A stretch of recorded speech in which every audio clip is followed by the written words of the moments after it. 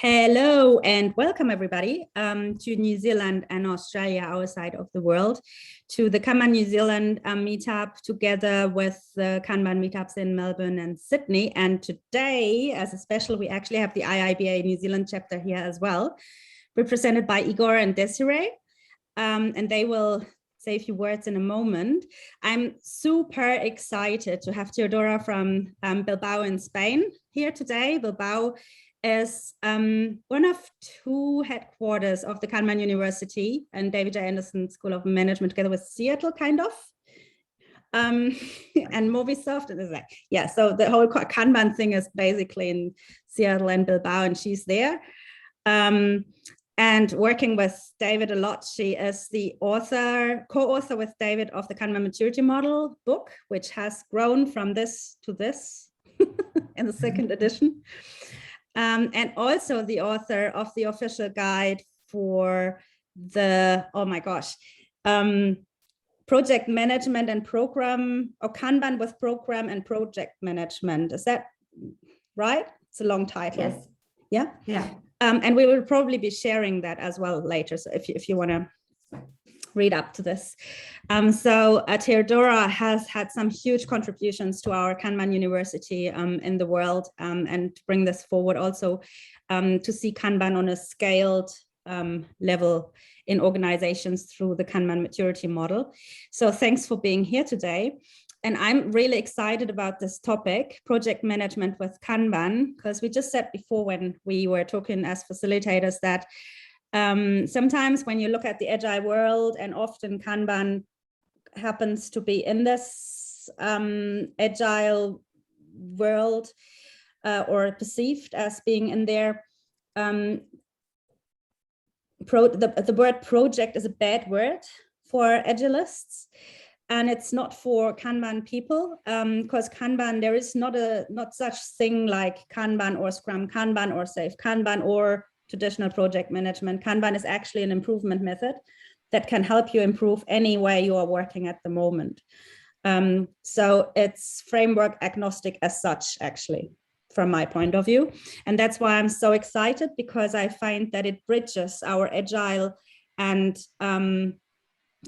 project management worlds perfectly, because often I have seen that an organization goes agile and then there are project managers, BAs, and they do have really good skills, and suddenly you're like, so what are we doing now? What are we doing in this agile world? Where's space for us? And that's why I really like to bridge these two worlds, and maybe we find some ways of how we can do this today. So that was a bit of a longer introduction, but that just shows how important I find this topic today. And apart from me dialing here in from New Zealand, from Wellington, Dan, would you like to say some words about your meetups in Australia? Yeah, so thanks, Silke. So obviously, Melbourne is only just about to come out of lockdown, so we're still doing virtual stuff. Sydney's got a little bit of freedom now. But we're still, I think, going to do some virtual meetups for a little while. So unfortunately, I can't see everyone in person, but I hope to do so soon. I hope everyone's staying really safe and well. And I also just wanted to mention, folks, that I've spent a little time in recent week or two just updating my website. So I'm putting more and more Kanban content up there, and I'll put a link on the chat if you want to find more and more Kanban content there. But for now, just enjoy this meetup. If you enjoy it, come back again, or just ping me if you want to chat about Kanban. I'm happy to have a chat. And of course, to me in New Zealand. And over to the most important people here today, apart from Teodora, because all of you probably know Dan and myself, but Igor and Desiree, would you like to say a few words about IIBA? Hello, everybody. My name is Igor, and I'm the Wellington Regional Event Coordinator. On behalf of IIBA New Zealand community, I'd like to thank Teodora for sharing this event with us. Business analysis body of knowledge mentions Kanban as a framework which helps in the application of agile values and principles. As agile is now a predominant way of delivery, it's vital for business analysts to be familiar with the power and flexibility Kanban can provide. I want to thank you for the opportunity again and hand over to Teodora. Yeah. Or No, nothing more I have to say. Thanks, Igor.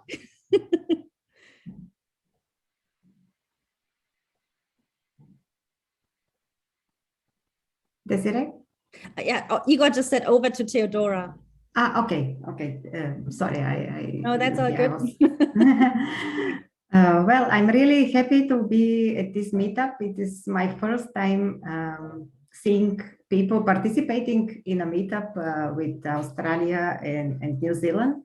I know only a couple of people here, Patrick, who is from Belgium, and Amanda, because I had the opportunity to meet her 2 years ago, I think, in Meyerhofen,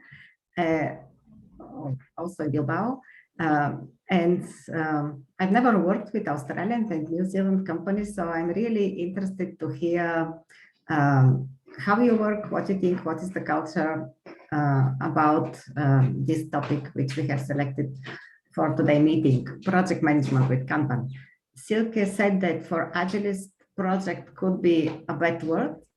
However, what we see in companies, in organizations, is that they organize, lots of companies organize their work by means of projects.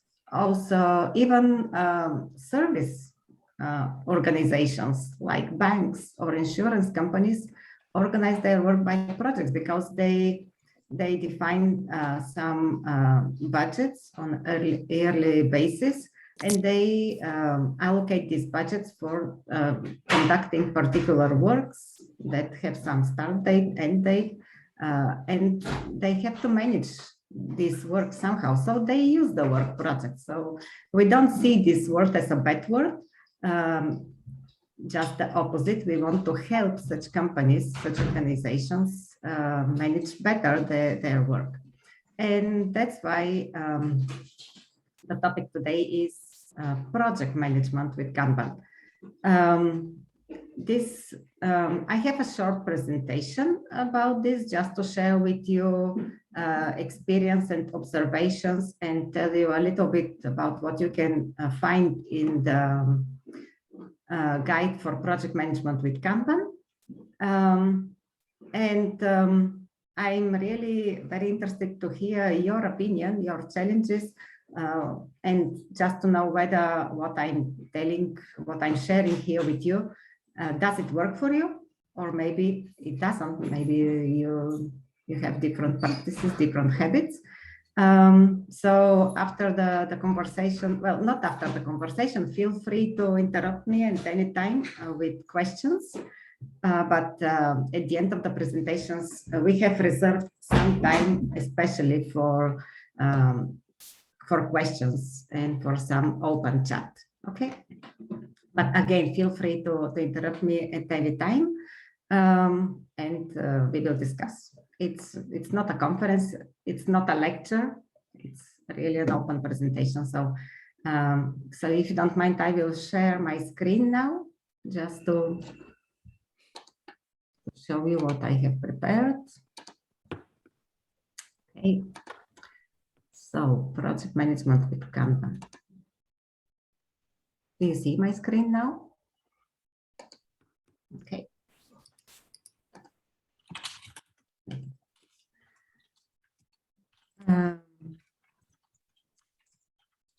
Let's speak a little bit about this part, and then we will go back to my question to you. This is what we see working with organizations mainly in Europe, also in Latin America and the United States. For many years, for more than 10 years, even more than 15 years, we were listening to them complaining that they have challenges in meeting deadlines in their projects, that their projects are continuously delayed, that this causes extra costs or extra over budgets for them, which are difficult and problematic for their companies. project organizations also very frequently complain from changing priorities and not being able to cope with all the changes that occur in their projects, in the initial phases of their projects, while they are still defining the requirements for the products or services that they have to develop, but also lots of changes occur during the development, during the implementation phases of their project. So hard to cope with these changing priorities and with these changing requirements. Also, they very frequently share that it's very hard to really mitigate risks, to avoid risks. And they do lots of risk mitigation activities, but in the end, they are not effective and risks become problems. So they have to resolve these problems. Also, they complain with very high workload and not being able to manage this very high workload for the people. And also lots of bureaucracy processes that have been standardized like several or lots of years ago, and they still have to stick to these stale processes, and it's very hard to maintain, to keep all the to fulfill all the procedures, all the steps that are required from the process definitions in order to keep with the standards and to really perform the work. Sometimes they say that we have like two lives. One is doing the work and the other thing is preparing everything for the audits of the processes. And maybe in some organizations that are rather agile or applying agile methods, and they are working by, they have projects with small scope. This situation is changing. However, in larger organizations, in industrial companies that are developing very large projects, very long duration projects, you can think of projects with a duration of 2 years, 2.5 years, developing large installations, industrial installations with machines, with robots, whole product lines. It is very important to be able to manage these large and complex projects involving different stakeholders, many stakeholders, suppliers, etc., in a way which is more flexible and that allows them to cope with all these projects, with all these problems. And what we observed recently started, I would say, mid-pandemic, post-pandemic. I don't know whether we can still talk about post-pandemic, but since last year, what we are hearing, project organizations are sharing that the project schedules are ever more aggressive now, ever more shorter and more difficult to complete.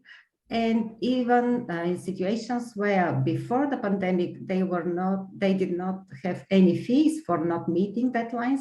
Nowadays, they have fees. So it's not, they have economic penalties for not meeting, for not completing, delivering on a deadline, which is not only extra budget for some delays, internal extra costs, but also penalties that come from the customer. And they recognize that their decision processes are very slow, and that's why they accumulate delay continuously. So they really share that they need to learn how to manage their work in such situations, how to adapt quickly, how to make quick decisions, how to receive quickly feedback about what changes have occurred in their project environment, in their circumstances, and then be able to address these problems very quickly. So just to know whether you have similar observations or different observations, or maybe you are in completely different situation and you have different challenges.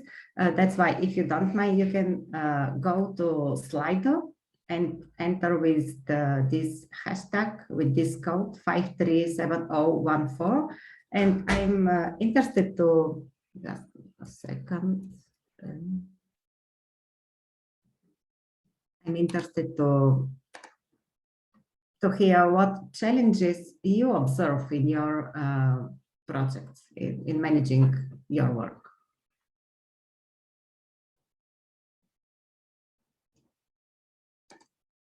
if you do you see my screen, my slide screen? No, I can't, unfortunately. It's blank. Oh, really? Yep. I was able to see it. Yeah, I was able to see it too. The presentation was okay. And now do Yeah, you I see don't the? know. With the presentation. It is up on the screen now. Yeah, So not in one, two the code words, anymore. If you could go to slide.do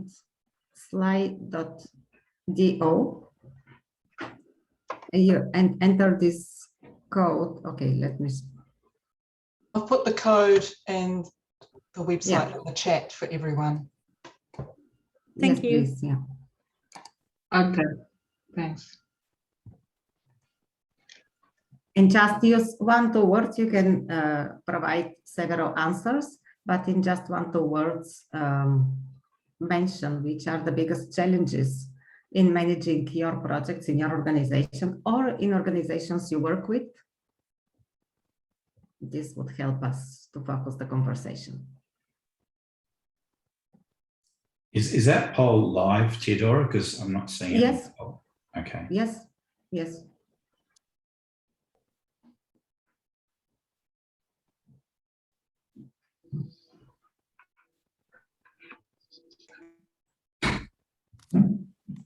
There's lots of comments, but it's in the Q&A, not in the polls. Ah, okay. Yeah. Okay. So maybe we skip the poll and we just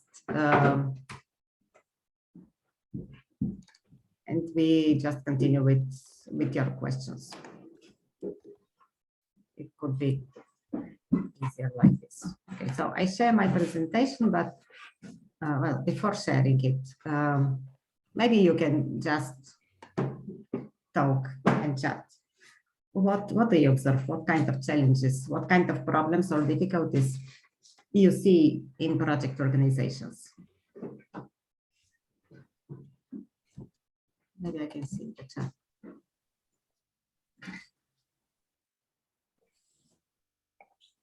Lots of delays. I'll have a go if you can hear me.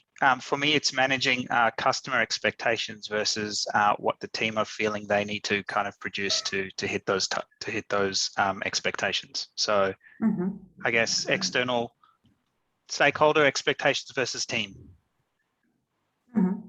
And I'll add in on that and say, and reality. So stakeholder expectations and reality. Yeah. Do you mean whether these expectations can be fulfilled, whether they are feasible? Okay. Okay, delays, I also heard. Anything else? No? Fixing the budget before we know what we're even doing. Yeah. Yeah. Fixing the dates before we even know what we're doing. Yeah, fixing the date before we know even the scope of the project. Scope changes that happen in IT projects, quite often the scope keep changing, and the thing is keeping up with requirements and scope basically. So scope is creeping, but the deadline stays unchanged. Yeah. Okay. That often happens. Agreeing the finished criteria for the project. Unclear criteria, yeah, for finishing project. And also defining the success criteria for the project. Not just that it's been delivered on time and as per schedule, but other such criteria like if it is done on budget, within the parameters and other things. Yeah, yeah. When we can say that the project is finished, that is accepted by the customer, and we can really close the project. Okay. Okay. So I think a typical one for me is that we don't really understand the business problem that we're trying to solve. for the project. So we rush off and do something, and we end up finding out actually that's not what we're trying. That's not going to help this business problem. We didn't define what it was before we even started the project. Okay, so doing something without understanding why we do it, what kind of problem we try to resolve with. Yeah, or what value is it going to add? Yep. Okay. Yeah, I had one thing, it's Max here. One is that the people sizing the project sometimes take a very optimistic, I mean, when everything goes according to plan, kind of budget and schedule and deadlines, which don't always happen. Things happen which are, which are unexpected, and so on, So whoever is sizing the project takes a very optimistic and doesn't really understand the ground realities. Okay. I'll just jump in here very quickly. Something you said right at the beginning struck a real chord with me in terms of what you said around work being organized through projects. And one of the key challenges I've faced is just because the work is done through projects, availability of people that input and contribute to delivery is a huge challenge and concern. So that, of course, has impacts to delays and prioritization and changing requirements, that sort of thing. So definitely the fact that work is done through projects. Okay. I saw in the chat poor or no communication. Let me see how it. Poor or no communication and collaboration leading to internal confusion and conflict. Okay. Lack of optionality. Okay. Good. Okay, so I would like to share with you experience of how we can, how Kanban can help in managing projects. Managing projects with Kanban is not a different method. I mean, you do not have to forget what you know and start learning and adopting a new method and new practices, but you can use these practices that come from Kanban as complementary practices in your management routines to be able to cope with these challenges that you have mentioned. So yeah, let's start from here. Frequently, companies have waited for a long time until they, or usually wait for long until they really decide to change something, to do something about all these challenges. And sometimes what triggers this decision are events like this. We reorganized the companies twice, and after the second reorganization, we lost about 20% of our senior staff. Losing 20% of the experienced people in the company is big harm for the business. It's very difficult to recover after such a loss. And the company that mentioned this, that shared this problem, realized that the solution is not in reorganizing the company. The solution is not in changing the process. The solution is finding a solution that would work for the entire organization and to which they can evolve step by step altogether, the entire organization, finding the best solution personalized for their business.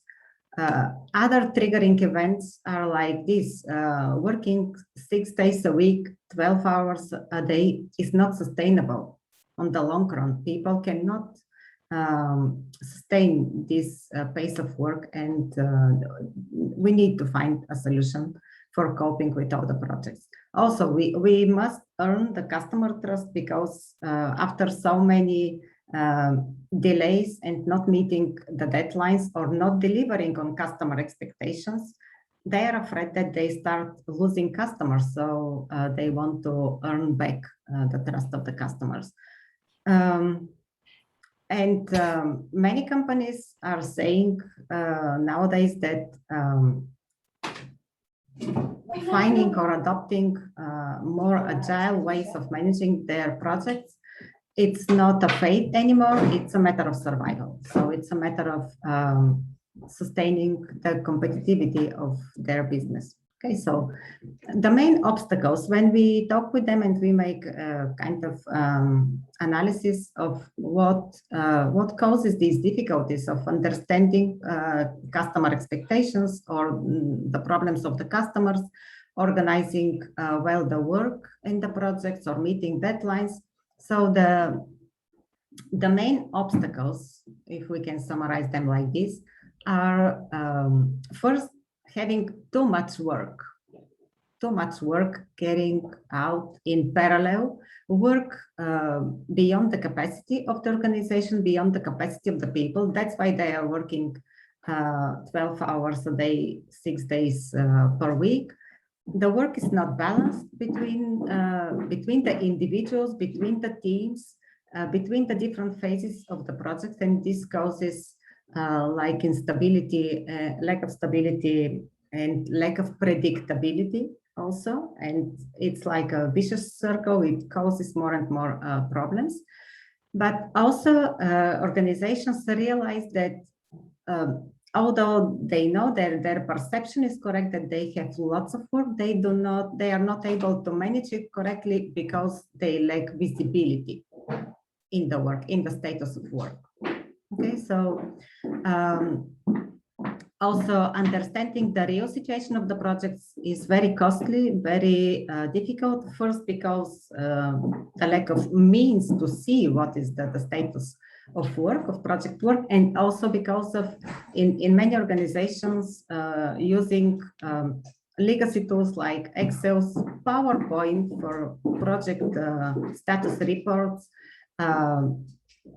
Gantt charts, typical project planning tools, ERP systems. All these tools are not integrated between themselves, and that's why, in fact, collecting the information in order to understand what is the real situation of the project is going from a tool to another tool, making copy and paste, trying to compile the information in order to get an understanding what is the status of the project. And until a project manager or a project management office collects all this information and is able to present it and discuss it, the situation has already changed. So they are late with analyzing this situation and making decisions. So these are serial obstacles. In addition, especially senior level managers, executive managers are sharing the observation that they realize that achieving success in their projects, meeting deadlines, delivering on customer expectations, being able to develop products and services in shorter and shorter times is a matter of survival for the business, but they also realize that this cannot be achieved without changing the culture of the organization. So the practices of planning better, expecting more from the people, expecting that they would give us better estimations and they will work harder, all these recipes don't work. And they realize that all the changes in the management practices have to be accompanied by changes, adequate changes in the culture of the organizations, in the habits, in the relationship within the teams, between the business units and the different levels of the organization. They have to introduce this customer orientation. People at all levels have to understand what are the expectations of the customer, what kind of problems they resolve. They have to work closer with the customer in order to be able to implement correctly without lots of rework the expectations of the customer. Okay, so the idea of using Kanban in project management or as a complementary means for managing projects first started with the idea of trying to see how we can address these main obstacles in project organizations. Okay, so this is what I'm going to, I would like to share with you. This presentation is not about the Kanban method.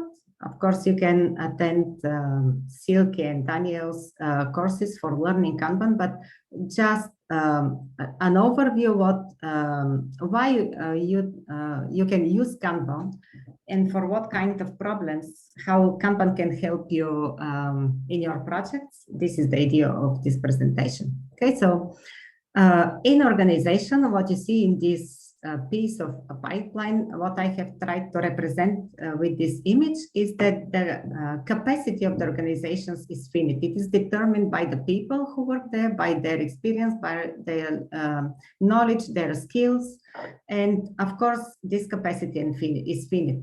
However, the demand is infinite, and the demand is changing, it's variable, and it is not only variable while it is still arriving to the organization, but it is changing when it is in progress. This means that when companies are already working on the projects, requirements keep changing and the customers keep changing their mind, and this is something very natural. So organizations face this situation and they need to cope with these changes, these challenges in their projects. So what you can get from Kanban is first obtain a visibility in the status of your project work, because you are able to see what kinds of work, what types of work you are processing. Maybe you are working on different projects, different types of projects for different customers or different business lines. Maybe you have some support work. Maybe you also maybe your people also provide support to the commercial departments working on offers. So with Kanban boards, you can very easily see what is the status of work, how it progresses, what kind of unforeseen events have happened to the work, and then you can see this very easily because the practices of Kanban will visualize all this information for you instantly. And this is the way you can get instant feedback about the state of work. This is what allows the project organizations to see what is happening, to obtain this feedback quickly and make decisions quickly. And this is that helps them. This is one of the factors that help them reduce delays. In addition, with the Kanban practices, you know, Kanban systems are pull systems, and the management of work with Kanban is focused on creating flow of work, flow of customer value. And this is the only way until now, or the most effective way which we know until now, to accelerate the delivery of the projects and shorter the delivery time. Okay. And in addition, because the Kanban systems are visualize the work for all the project team members, for all the stakeholders, this allows making adequate decisions, making correct decisions, because you will be able to take advantage of the viewpoint of the understanding of the situation of people working in different positions. So this allows the organizations to combine and create and decide the most appropriate solution for the organization. Okay. Yeah, so if these are advantages that you take from Kanban, how you can use them in project organizations. Okay, so that's the idea. The most important thing for project organizations is to understand that when they start adopting practices from Kanban, they will not have to reject or abandon previous practices, but they can use them in combination with the practices from Kanban. This means that they are not going to change initially. They are not going to to change their processes. They are not going to change their structure, organizational structure. The project managers will not become obsolete, so people should not be afraid of what would happen to them if they start using Kanban.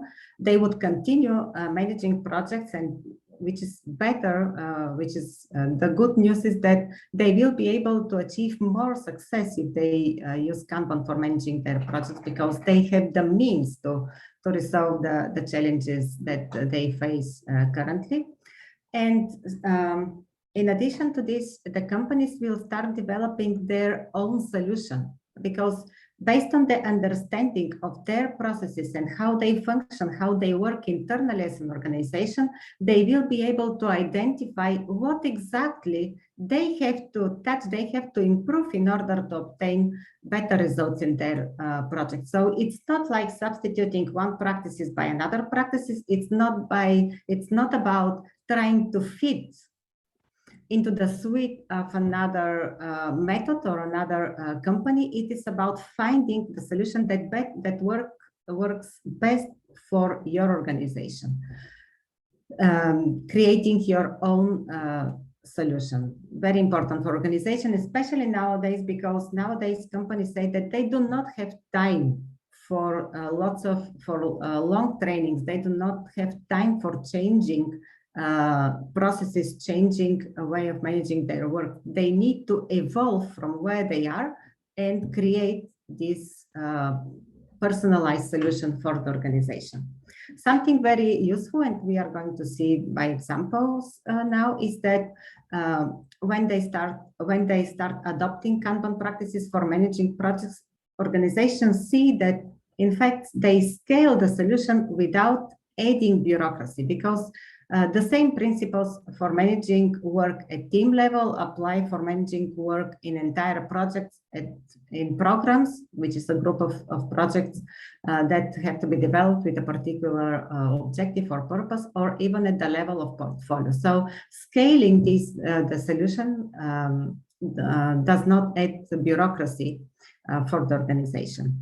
And in addition, all these practices introduce the orientation to the customer, and the work of the entire organization focused on a common joint purpose for the business and for the organization. So let's see how this happens. All the suggestions that we are giving in the guide for project management with Kanban are based on the Kanban Maturity Model. This is the model that David Anderson and I were working for more than 4 years, since 2017. And precisely because we see that changes in organizations, changes in the management practices and in the management models of the organizations cannot happen without changes in the culture.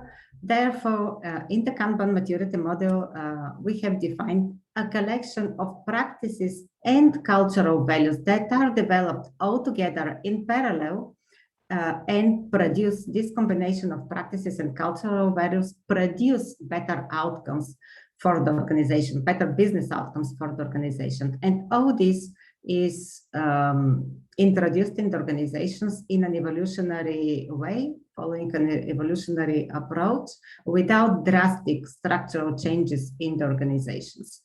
And in fact, the practices support the introduction of the cultural values, and the cultural values enable the introduction of the practices. So they really go together, and we observe improvement in the business outcome. So in order to make this path, this evolution for the organization easier, we have defined 7 maturity levels. These are like stages in the evolution of the organizations, and for each one of these stages, we have defined the practices and the cultural values that are appropriate for this stage to be introduced in such a way that the organization can progress without having difficulties in resolving barriers like introducing to the practices that are too difficult for the current situation of the organization,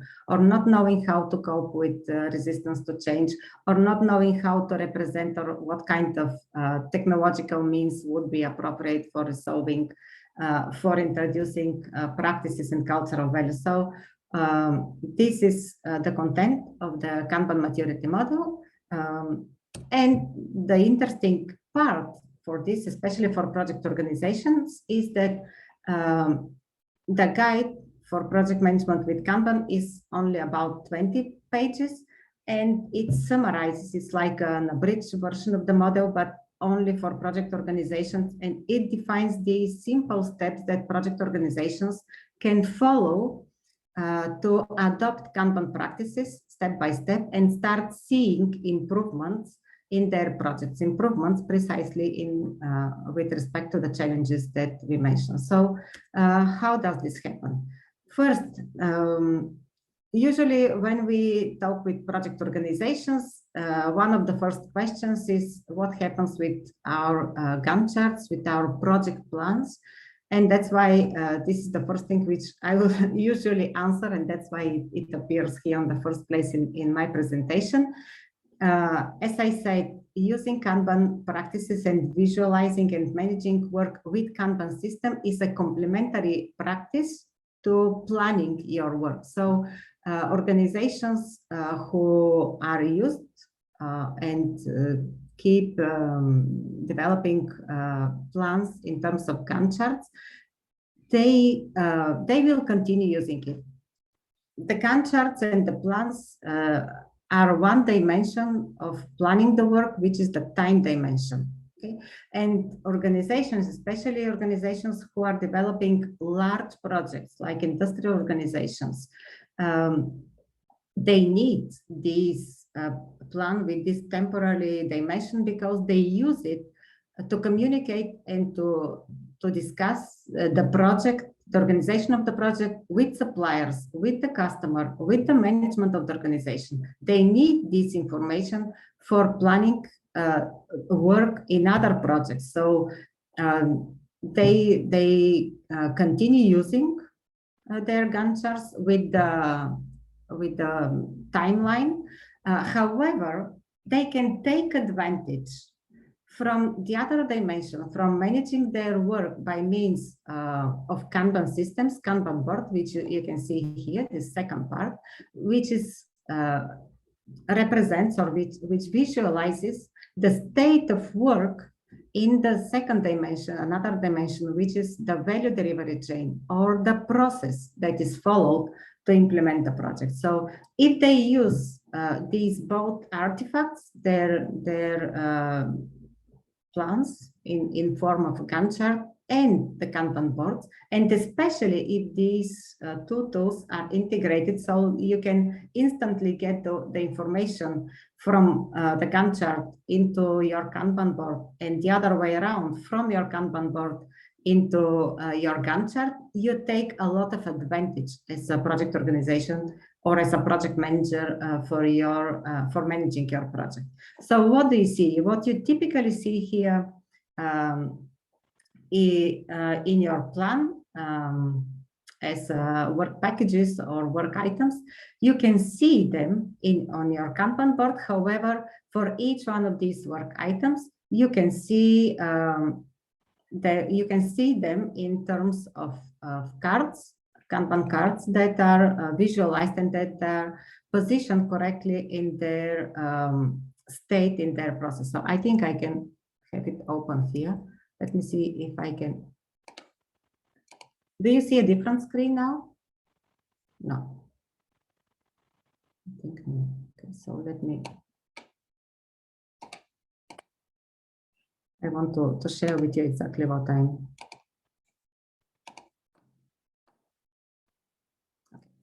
So if this is the plan, the Gantt chart for a project, you can see the same information on a Kanban board. However, for each one of these packages here, for example, database, backend, frontend, you have different models here, okay? And each one of the module have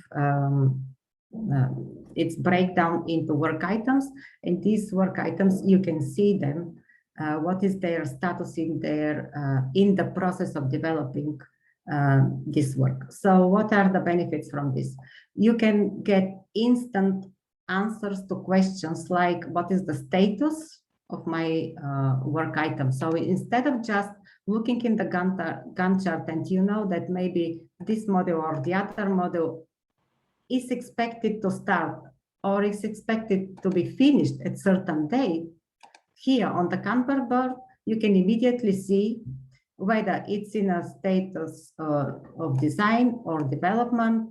Maybe there were some unforeseen issues that happened here, for example, delay of the supplier.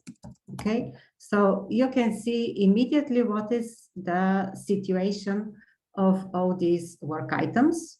Okay, and in this way you can react very quickly to resolving these problems. And not only you as a project manager, but the entire team. So you share this information with the entire team, and they can also decide what they, how they can resolve certain situations that happen to their work in the most effective and the fastest way. So this is an effective manner to cope.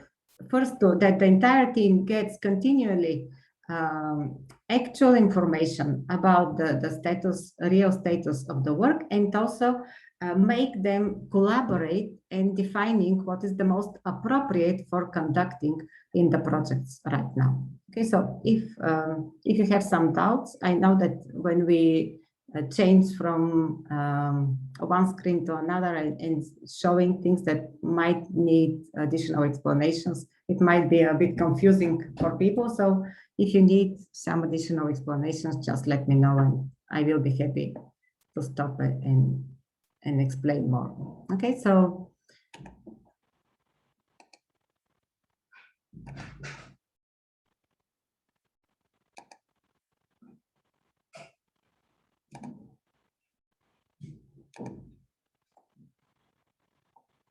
else here. So the point is to use the Kanban board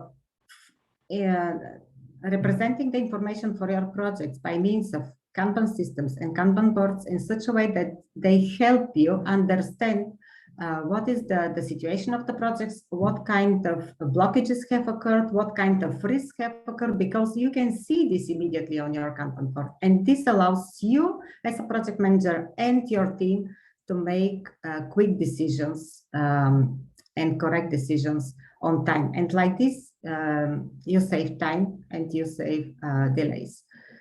In addition, you can share, project managers can share this with their stakeholders, with their customers, and this makes the entire management very easy. So how do we start with adopting Kanban practices for managing project work?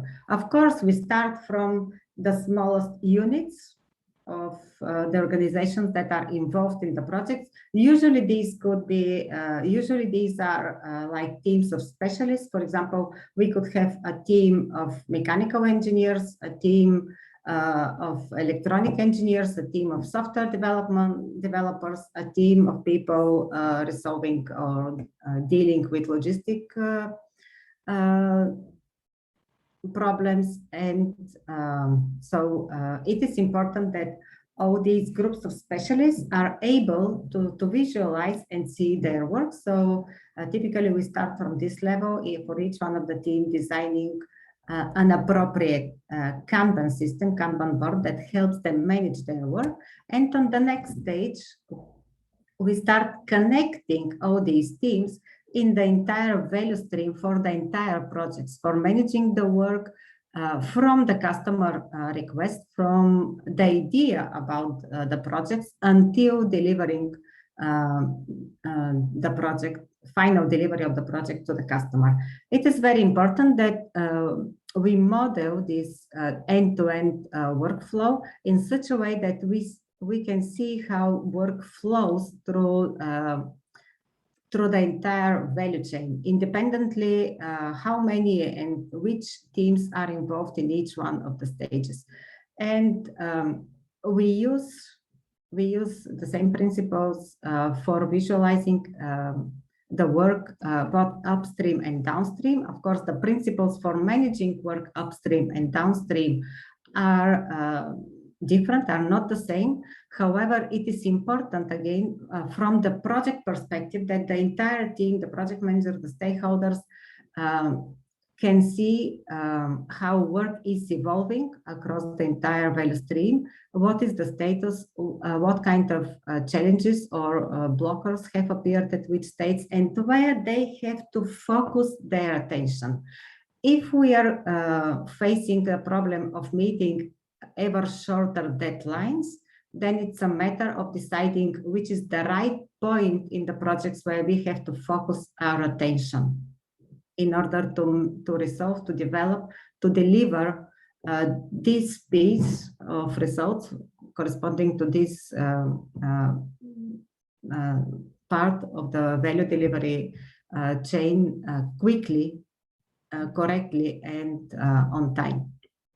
Okay, so this is managing, designing correctly the Kanban board, or the connection of Kanban boards, the network of Kanban boards for managing the entire project end to end, from the customer request or from the starting working on the customer idea. We not always see customer requests in the very beginning. Rather, organizations work with customers on developing their ideas until the final delivery. It's very important that they're able to see this work on an end-to-end project Kanban board. And the good point for project organizations is that the same principles apply for designing, or the same steps can be followed for designing a Kanban board for a team and for a project board, and from there to a program of a project. This is what we start seeing here. So in the end, it's always a combination of practices that we use to design the board and design the cards that we use on the board in order to be able to communicate the information for, in this case, it would be for a program. This means that communicating the information for a collection of projects. When we when project organizations use similar boards for visualizing the information of a collection of projects at program level, they start, for them it's a lot easier already to start managing dependencies between projects, to start managing resource allocation between different projects, and making informed decisions that if we decide something about project Y, for example, and it requires involvement of certain people in this project, it's clear how, or it's easier to see what would be the consequences for project K and for other internal work that they are working. So managing these dependencies and the impact of taking decisions for one project on other projects becomes a lot easier.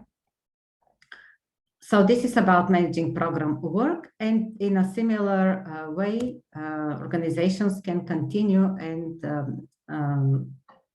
we are going to see in a while, designing the boards that ensure this visibility in the status of work, even at portfolio level. Something very important that you can take advantage, especially if project organizations use appropriate tools for managing their work with Kanban, is that the Kanban systems and the tools for managing work with Kanban provide metrics that are that help project organizations to make these important for them decisions. For example, if you use a right tool for managing your work with Kanban systems, normally you will get data in terms of graphics, but you will get the data that will tell you for different types of work what is the variability of delivery of this type of work. And using this information per work type immediately helps project managers make estimations, because, and in addition, this helps them make probabilistic estimations. This means that they will be able not only immediately know without applying any complex or kind of artificial estimation practices, they will know that for a certain type of work, we know that our delivery time is between, for example, 20 and 35 days. And we know that if for a certain project we want to take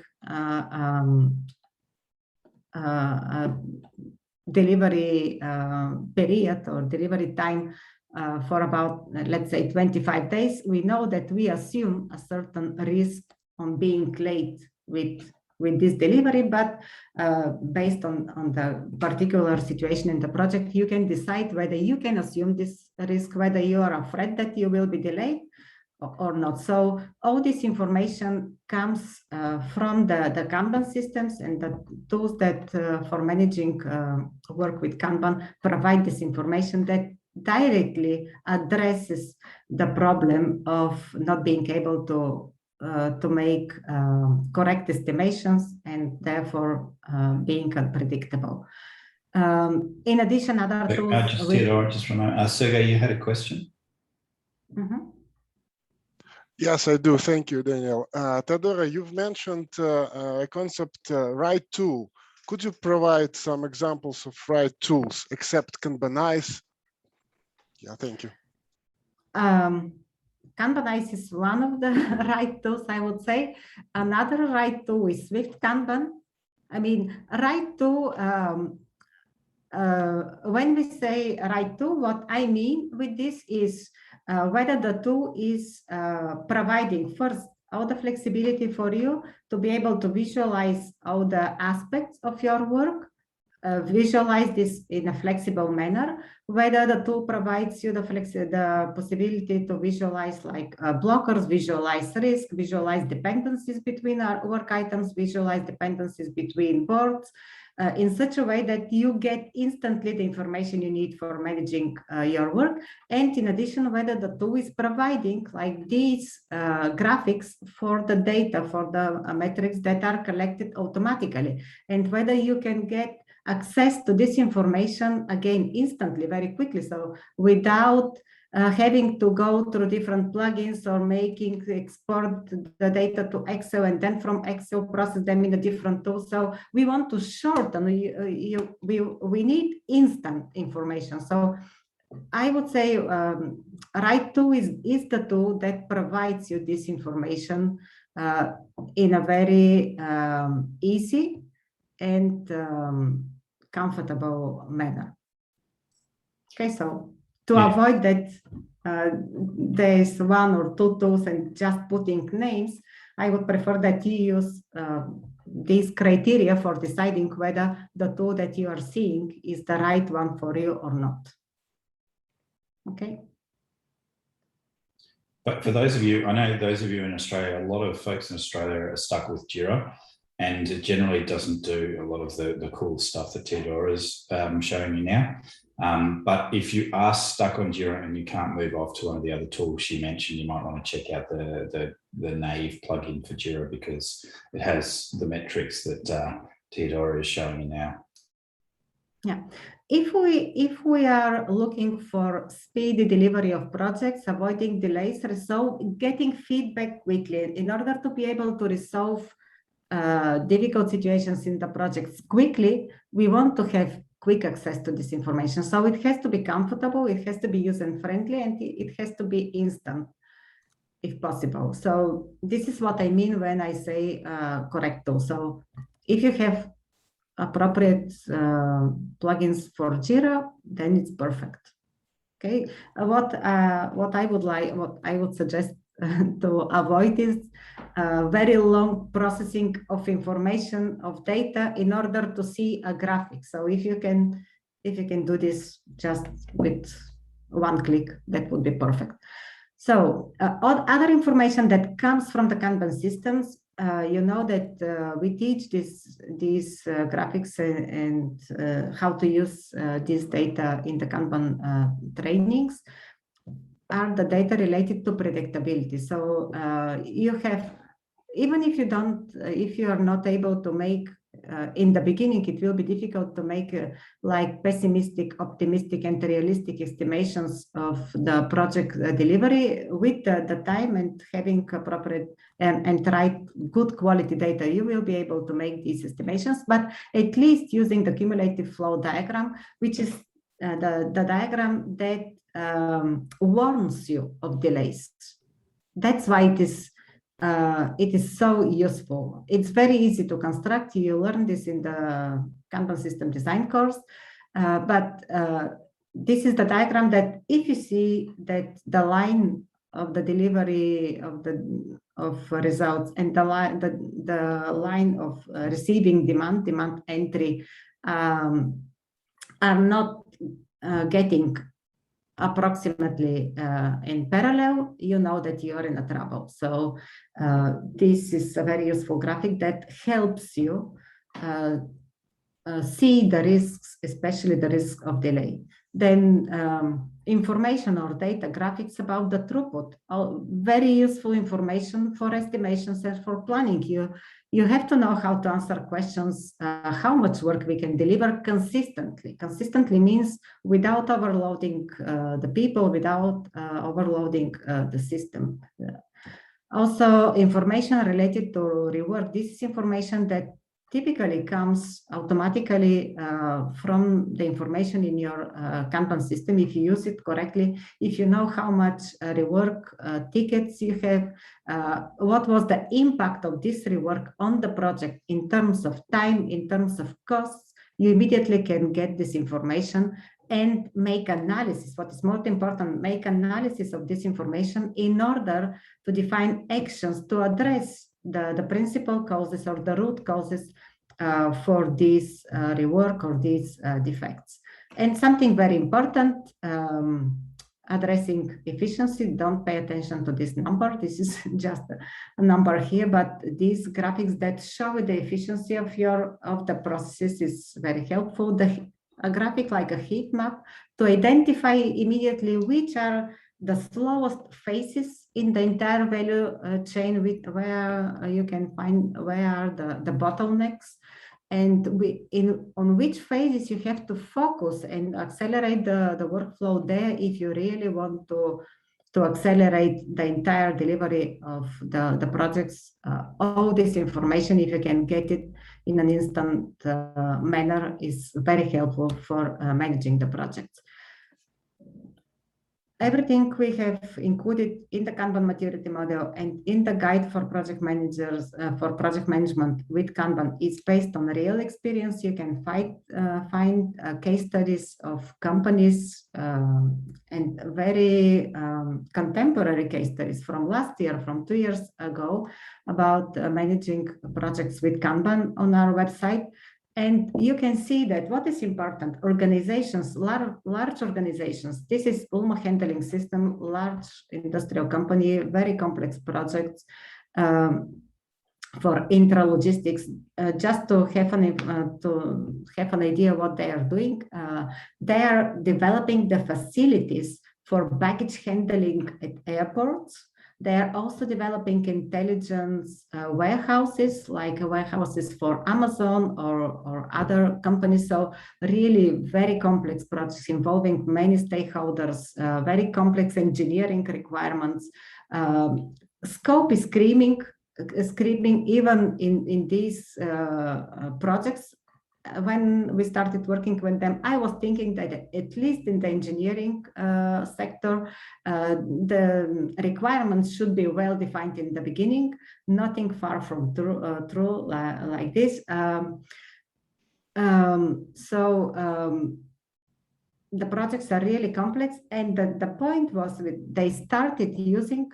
First, of course, they tried using Scrum, they tried using other methods, and they realized that Simply the change is so big that they could not cope with it. And they decided just to go with the evolutionary approach and start adopting Kanban gradually. And it took them like between 4 or 5 months to design and to develop the infrastructure of all the Kanban boards that they were needing for managing their project, the entire portfolio of projects. And like half a year after starting, later, they were already using Kanban for managing their work at all the levels of the organization. So you can see this video, the entire video, it's in Spanish, but it is translated to English. You can see the entire video, it's about 15 minutes on our website. What is important here is that they share their experience, that they use Kanban and an infrastructure, a network of Kanban boards to be able to manage their projects at the level of business unit, business area, at the level of programs, collection of projects, different projects, and at the level of portfolio for taking management decisions and even strategic decisions for the organization. So this is their way of work, which and especially because I think in that case, the pandemic accelerated the introduction of Kanban because it affected the company. They needed to be able to work and have visibility and manage their work in a coherent manner from different locations in the world. So in this case, the pandemic accelerated the adoption of these practices, but they share their experience. You can see it in this video. Okay, so very positive experience. Teodora, okay. I think we are over an hour in. When would you like to start with the Q&As for everybody? Maybe right now, because I was planning just here to say a little bit about FORE, but it's saying it's applying the same principles. This is another case from another company, a smaller one, again, using Kanban for managing their work at all levels in the organization, sharing how they improved their culture. And maybe just a few minutes about this, okay? For project organizations, what you can see in the guide is this path for adopting Kanban practices for managing projects. And I think this is very easy, very simple, because it explains and visualizes how you start. So you can start from defining a Kanban board at a single business unit or a team. Then you start connecting the Kanban boards for the entire value stream within a project, within different projects. You start take advantage of the metrics, and we introduce very simple cadences of meetings in order to complement the feedback that you can get from your projects and to be able to synchronize the work of all stakeholders in the projects. The next step would be start managing all dependencies at all the levels up to the portfolio level, and you can even include the timeline if the tool provides it in together with your management with the Kanban board. So all this is included in this guide, and you can download the poster. So I think here it's time to start with questions. Cool. Maybe one thing I would like to just add to all of this, and this was awesome, thank you, Teodora, is don't copy these existing boards. That's one basic thing of the Kanban method. Yeah, thank you, Silke. Very good point, indeed. Don't copy, yeah, adjust it. That's why I said in the beginning that develop your Kanban board, representing your process, your types of work, the specifics of your projects. This will be most helpful than copying. Okay. Open to questions. People just speak up, or if you don't feel comfortable, you can also put it in the chat. So Max, you've got your hand up, mate. Yeah. Yeah, thanks for the presentation. And what I wanted to ask is, with Agile, we have scale Agile, and especially when we are doing many projects across the organization and they have to be integrated and synced in some way. So what's the equivalent with Kanban? The equivalence would be this part. You can see if you want to see different projects within one program, the equivalence could be something like this. Again, not exactly this structure of the board, but visualizing the status of the project on a common board. Or if you have different programs that you want to visualize, then you can have like a portfolio board, and you might have a collection of projects within a program, and then you can visualize both in terms of a timeline or in terms of value chain. You can visualize the status of this program. So here each card is a project, and you can see the collection of projects or programs on a common board. So this will be the visualization. We usually have people who come from organizations that use SAFe, and they say that visualizing the project work like this is simpler. But I'm not an expert in SAFe, so I cannot say. But this is, again, maybe not exactly this structure, but this is the idea of visualizing different programs, visualizing different projects within a program on a common board, on a Kanban board. I think the other difference as well, Max, quite often in SAFe situations, when people kick off SAFe on that larger scale, they reorganize around value streams.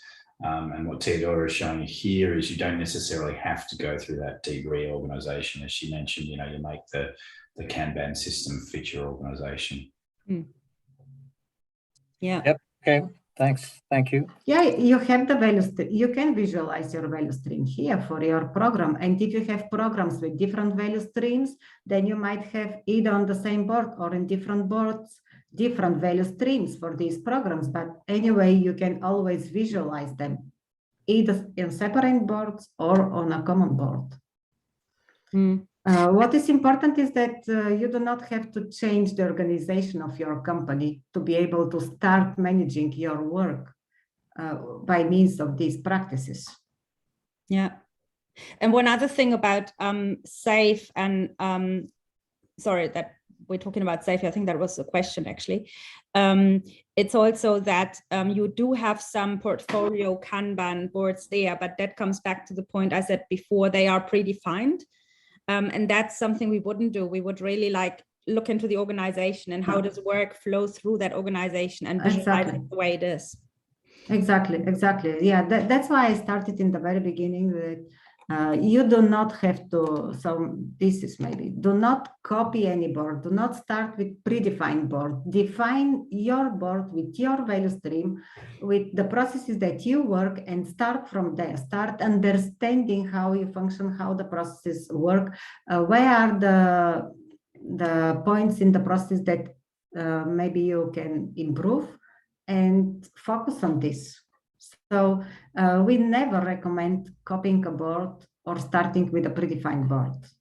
So always it's easy. You just have to follow the steps in static to define your board, and you follow the same steps for defining the board for a team and defining the board for an end-to-end project, managing a project, and defining a portfolio board. So just follow these steps. This is a lot more pragmatic and easier and fits exactly the company. So use your decision that is designed for you. For those who don't know, static is systems thinking approach to introducing Kanban, and we teach this in the Kanban system design class. There was a question from Patrick. This is very accommodating to project organizations. That is the great part, but maybe it is too accommodating. It reinforces what they are currently doing, which with better tools, I think that means. Patrick, do you want to explain a little bit more what you mean? Not sure if I understand. Yeah. So it is very accommodating. It does look at as being very accommodating to project organizations, but then change does require certain tension, right? It does require a certain level of pressure, stress on the organization.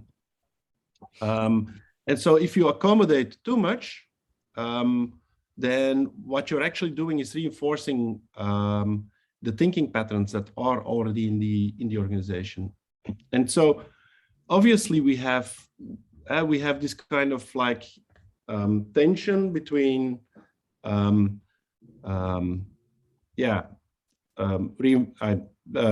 making connection with what people are doing, making things acceptable, but at the other end, we do need to introduce a certain change. Exactly. Yeah. And so you can think about this as a trade-off, and I think that's what Teodora is doing right now. And the trade-off is more towards accommodating, right?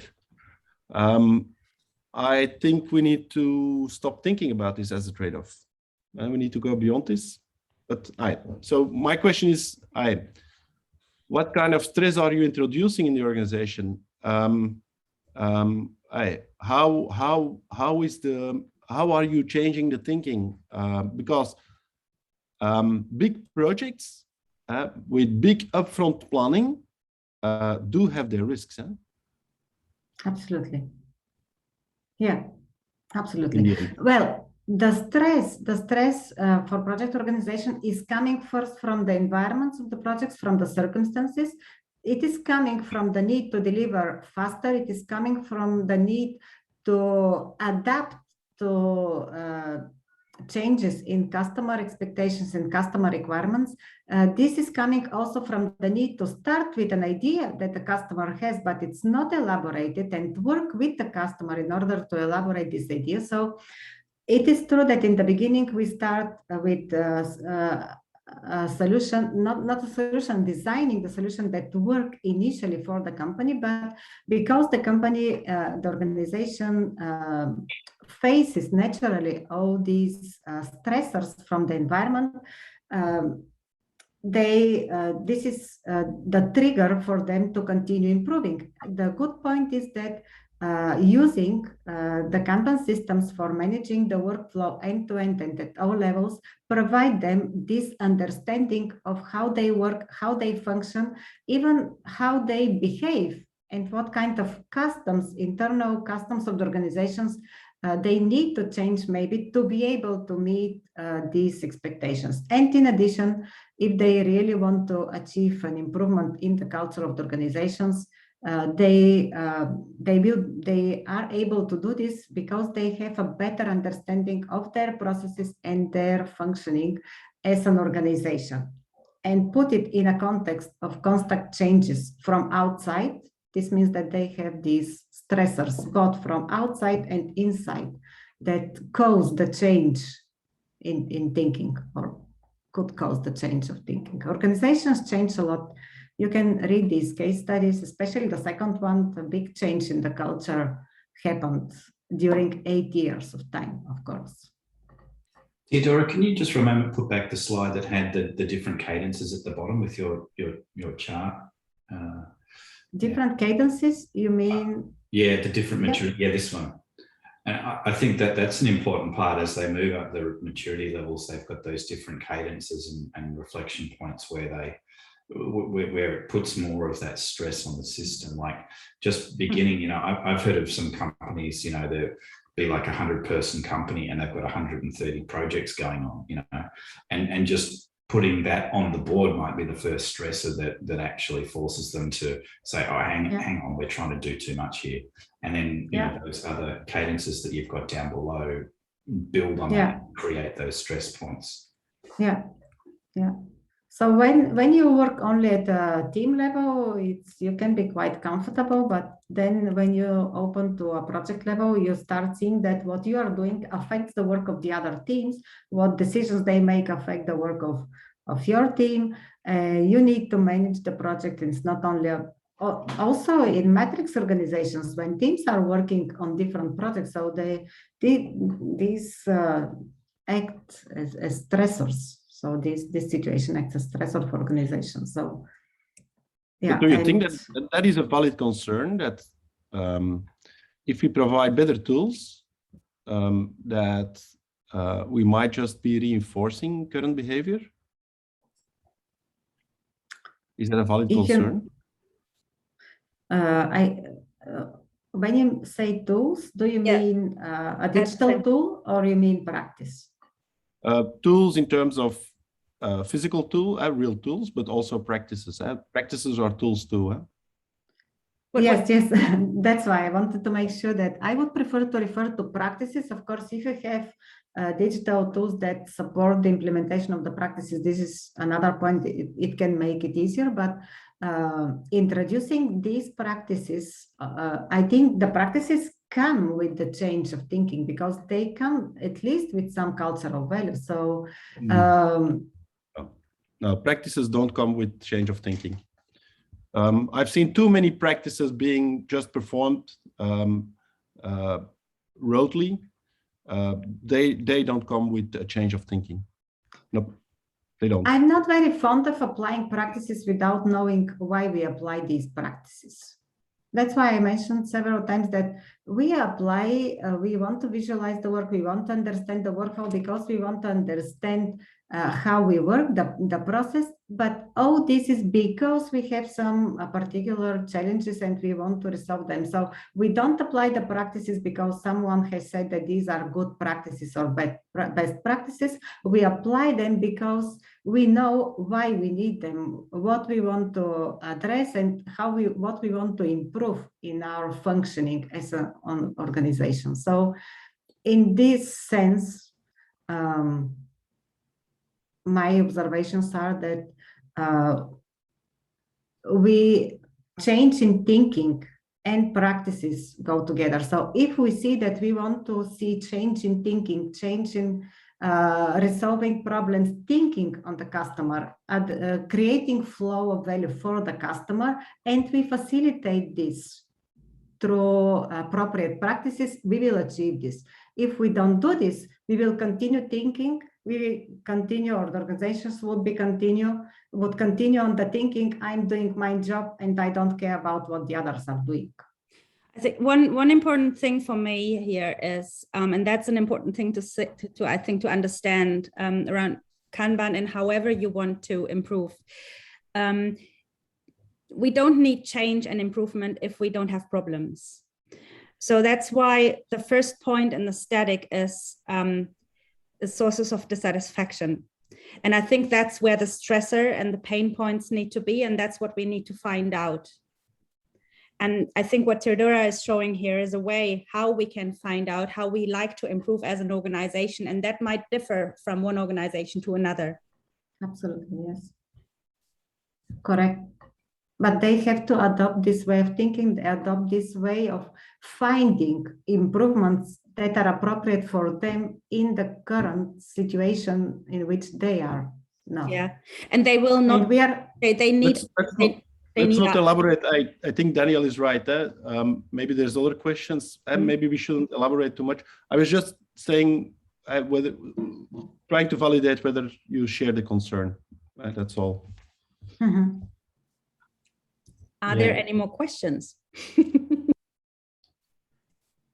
Yeah, hi, it's Max again. I found in my experience that when you work, especially in large organizations, changing culture doesn't happen easily.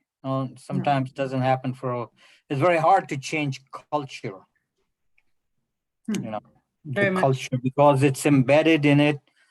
People have been used to working in a certain way. The management is used to working in a certain way. It's very hard to change culture. Would you agree with that? Absolutely. Yes. It is very hard to change culture, but it happens. That's why I told you in the second case, which you can see the video on our website, 8 years of time. It's not 1 year, 2 years, it's not 6 months, 8 years. But now you talk to this company and they remember how they were thinking and working and behaving and relating between each other, between business units in the same company 8 years ago. And they say it's a big change that has happened to our culture. And it took its time, but it's really a different company now, but it's 8 years later. So it's true that culture it's very difficult. This is the big problem, changing this kind of thinking of culture.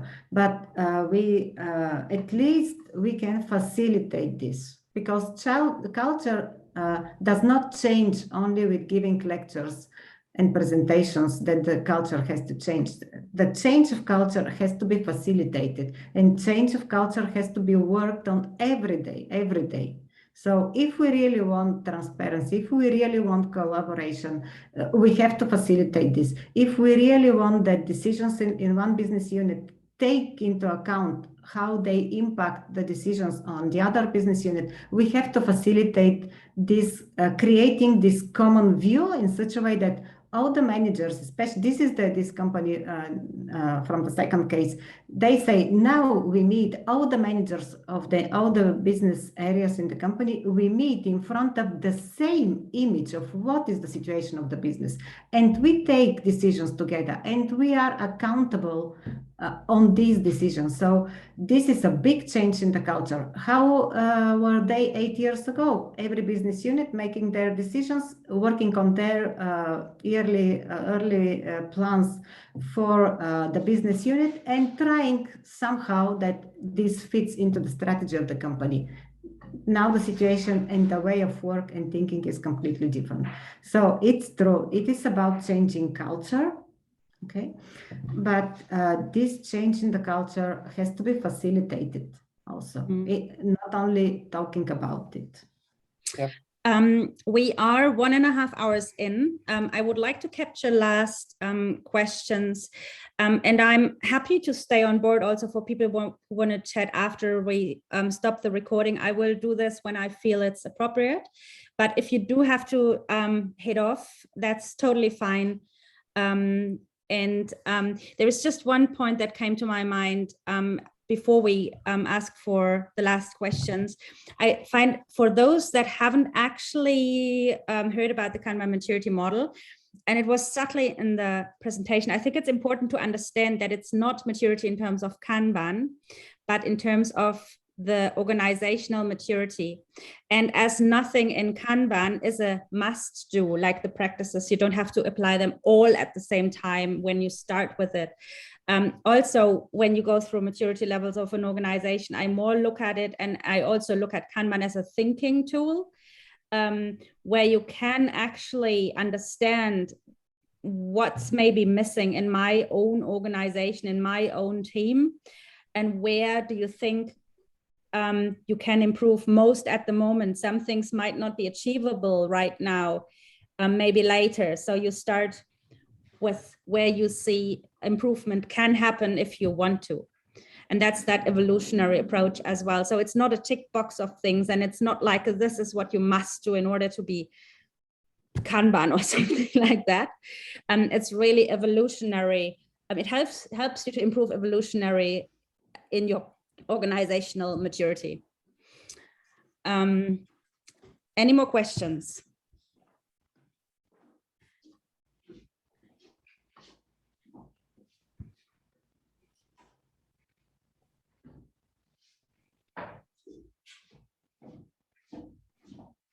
I might ask one if that's okay, Silke. No, of course. What we quite often see in organisations, I've seen this here in Australia quite a bit, is because project managers are just focused on their project, they have their time and budget and outcomes. What's in it for them in terms of trying to, as you said, this can be a cultural change, and it's a change that's bigger than just them. What's in it for them, and how would they actually get started with something like this if they've got their own compartmentalized project?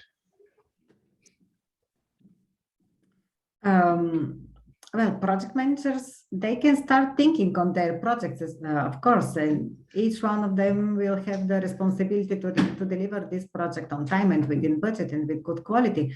But what is very helpful for changing the way of thinking and the management and the culture of project organizations is when they see all the projects all together, for example, in the project management office or on a board of all the program or portfolio, then they can start seeing that what happens, what they are working on affects somehow other projects within the organizations, and this forces them to start making decisions altogether, to start prioritizing work altogether, because it is about where do we want to focus our attention, where we want to invest our resources, the time of our people, on which projects or which modules of the project in such a way that we maximize the outcomes of for the business, for the organizations, and how we can do it in such a way that we do not overload or we do not cause lack of equilibrium, lack of balance in the workload of different business units and different projects. So these conversations are changing the way of thinking and the culture of the organizations. And this happens in a natural way, gradually. It takes its time, but it really, it produces the effect because they are coming to this particular for the company decision together. So they are finding their way of acting and working together on projects. Yeah. It can be a big change in thinking because they're going from a isolated my project to a systemic. Absolutely. Yes, they start seeing the big picture and making decisions about this situation of the entire company. Thanks. Other questions?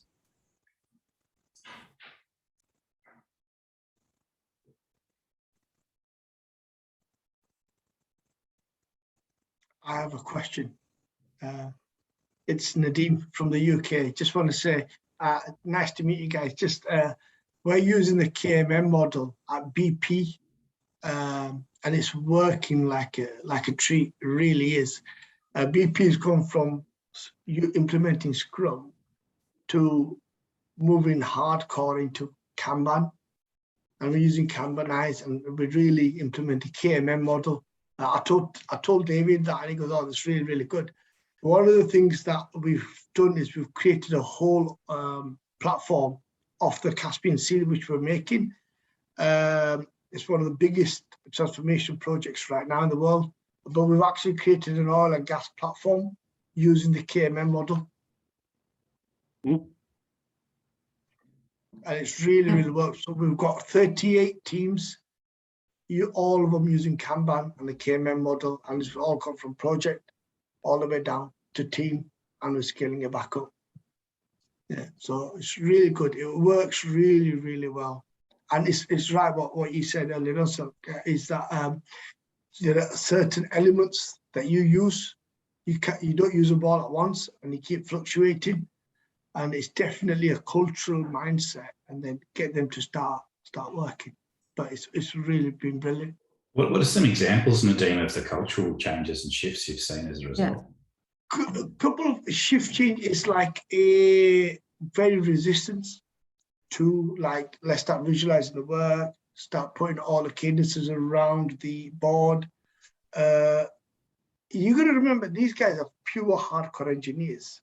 So for them, working in 2-week cadences or 1 month cadences doesn't really work for them. They want continuous flow. So for them, looking at the flow of work, they're looking at, we've worked with initiatives, epics, features, and then PPIs, but that's how we've scaled it up. And all the cadences around the boards, start visualizing the work. We've then, after that, they themselves said, actually, do you know what, Nadeem, can you change our board so it does this, or change our board, and can we have a meet? You know, they themselves have started to mature and started to ask questions about the board. And it's been really, really impactful, to the point we've dropped Scrum and we've implemented Kanban, and we've we've implemented KMM. Mm-hmm. How long did it take you to We're still doing it. implement this? Doing it. Yeah, I know, Yeah. and you will continue doing it, but to start seeing changes in culture, changes in customs and relationships between people. So far, to start seeing culture start to make impact, it's taken us a minimum 7 months. Mm-hmm. To start seeing it. At first, when we started to implement Kanban, it was like, oh, I don't understand this. I don't know what to visualize. It's too complicated for me. But we're just sticking at it. And I start from where you are. And I stuck with that process. And every Kanban board was individual for every squad. So we've got 38 squads. And then that's how we did it. But it has taken us 8 months, 7 to 8 months for squads to actually say, do you know what? Could you change the board so it looks a bit like this? Or can we have this? Or can we have that? Can we expand it a bit more or shrink it even? So that's when we started to really see the benefits of Kanban. Mm. Visualization is a skill as such, I find. Yeah. So as a Kanban practitioner, and if you know about Kanban, you come into an organization, you look at boards and you can ask the right questions already. Mm. And that was the first emphasis, was that let's visualize the work rather than the flow. Because when being a Kanban trainer myself, that's what I focused on. Let's start with the visualization, and then the flow came slowly afterwards, and it's been really, really beneficial. I mean, we're creating a £3.2 billion project. That's what we're working on using KMM, and it's working really well. Nadeem, have you seen any changes in terms of how people work together? Yeah, 100%. 100%. Can you give concrete examples? Yeah, there's accountability. Everybody's more accountable. So what we've done is, one of the things is we put policies around the board is, when you update the tickets, nobody's allowed to update somebody else's ticket, as an example. Everybody takes responsible for their own. And that's one thing. And even though I might be in a meeting and one guy said to me, oh, Nadeem, you're on the board right now, why don't you do it? I'm like, no, I'm not doing it. You do that. You take the accountability. We've started to implement swarming practices. And it clearly shows how Kanban works in forget the IT industry, this is a pure solid engineering industry where we have created Kanban. And it's giving that accountability to them. And they've started to take responsible of that. In fact, we've even created, I've even created my own, I would say, maturity model. So where we go out and just based on Kanban, just made it up myself, send it out to those people, to all the 38 squads, and they start to fill out and come back to us. So now we've got clear direction where we need to go, etc. It's been really, really good, really good. And I think what's going to happen now, BP, because this has been a really good project where we've used Kanban, throughout BP, what they're looking at now is dropping Scrum and implementing Kanban throughout the organization. And that's like literally throughout the world, just using Kanban. That's a really interesting point. I think one thing that's useful to highlight with Teodora's work in the project space is projects are not necessarily just technological or IT, is that they have those many different facets of, you mentioned engineering, they could have things like marketing or sales or any other different aspects or legal and those things that have to come together to make that project outcome. And I think that's where, as you mentioned, Kanban can really help, is that they apply to all different types of knowledge work like that. What has helped is, guys, is we've used Kanban, but we've used it with Kanbanize. So we've got the timeline, then we've got the initiatives. The initiatives are linked to the epics. Epics are linked to the features. Features are on the boards and bought from the features, and they've got the PBIs, and then it scales back up again. And it's constant. But I've based it all on the KMM. And in fact, when I go to some of my meetings, and I'm like, oh, I load up the KMM and I say, right, guys, this is what we're doing here. This is where you guys are right now. Look at this here. I can prove it to you because this is how the teams are working right now. So, yeah. That's how you had this exactly. That's exactly how we're working, and we've created our own maturity assessment, which I don't mind sharing. Nadim, I'm jealous. That's all I can say. It's good. It's good. It just goes to show how Kanban doesn't have to work in a pure IT format. It's working in an, because we're making an oil rig. This is not just an oil rig, it's an oil and gas rig with a drill. It's got a drill as well. So it's looking for wells. So drilling into the ocean floor, and it's all done on Kanban. Yeah. Yeah. We have similar experiences also, not with BB, but with other large engineering companies, and it's similar. It's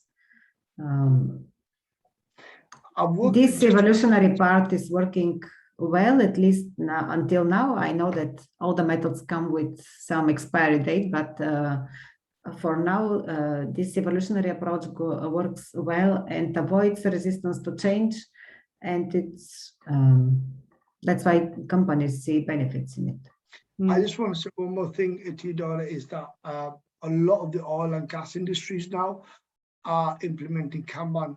They have tried Scrum. They've tried Scrum for a long time. I'm not saying I'm against Scrum, but it just doesn't fit in the way they work. Yeah. So they want to have a continuous flow. They don't work in 2-week cadences or 1-week cadences or even 1-month cadences. So for example, at Shell, Petroleum, they're using Kanban. BP, they're using Kanban. So a lot of the oil and gas industries are saying, well, actually, you know what, this is the way it works for us. This is what we're going to use. And it's exactly how you've done it there. And that's exactly, I can't show you because of the NDA, but that is literally how we are working at BP with the timeline and filter down. It is because it's not the way that works for them. This is because it is their way. It is created from the very beginning by them and for them. That's why it works. It's not trying to adopt a recipe that maybe worked in another context and we try to adjust to this recipe. We are creating the own way for the company. Yeah. I mean, the biggest thing was for us guys was start from where you are. And we started from that and then slowly. Yeah. It's been difficult. Yeah, and thank you, Nadim, because we don't want to say here that Scrum's bad. If you want to do that, that's totally fine. And Kanban is really, as Teodora said before, it's complementary. If you hit your plateau with Scrum, for example, you want to go further, then Kanban is a good way to improve. It's more an add-on rather than an either or for those that joined later. Yeah.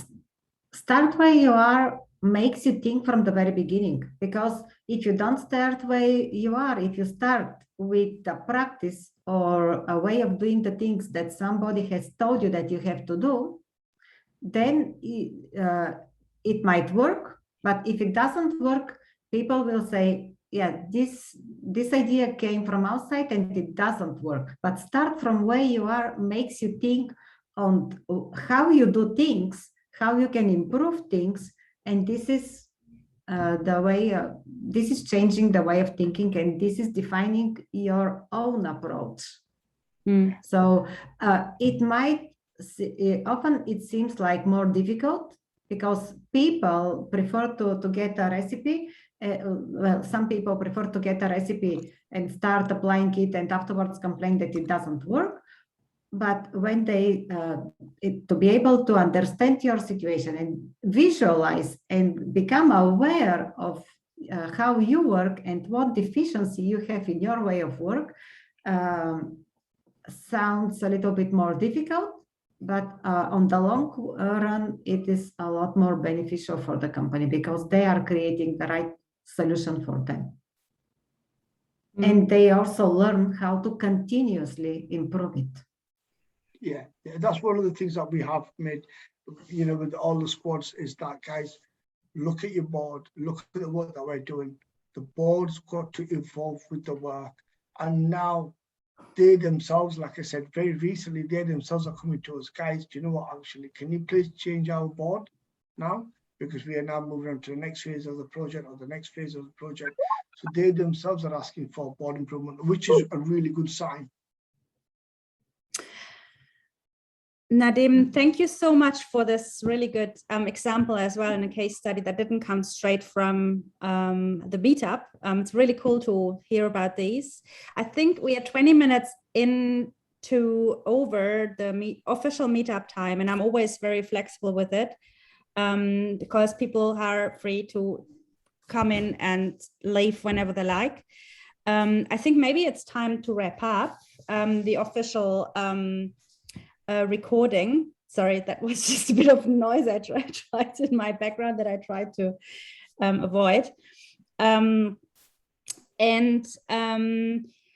So I think I will stop the official recording now. Thank you everybody so much for joining today, and those who would like to stay online for an unofficial kind of chat and a coffee combined with some wine and beer, feel free to stay on board. But thanks everybody officially. Thank you, everyone. Thank you very much. Thank you, Teodora, so much for joining, Mm-hmm. and thanks for the awesome conversation. Thank you, Silke and Dan and all for your participation. Thank See you around. Bye. Bye. Bye.